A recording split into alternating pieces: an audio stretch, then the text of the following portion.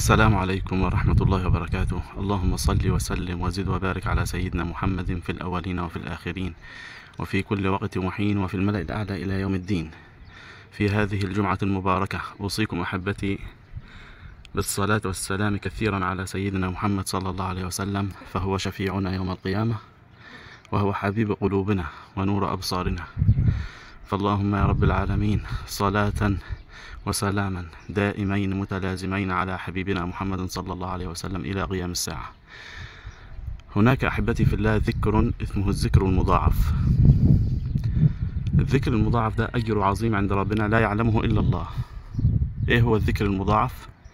أن تقول سبحان الله عدد ما خلق، سبحان الله ملء ما خلق، سبحان الله عدد ما في الأرض والسماء، سبحان الله ملء ما في الأرض والسماء، سبحان الله عدد ما أحصى كتابه، سبحان الله ملء ما أحصى كتابه.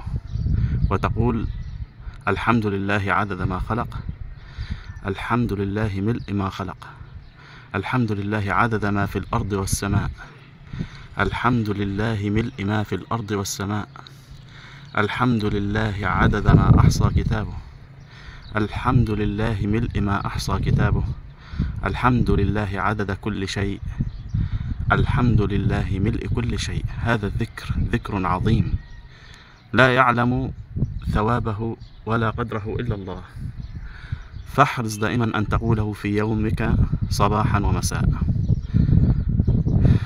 والسلام عليكم ورحمة الله وبركاته. لا تنسوا الصلاة على النبي في يوم الجمعة. السلام عليكم.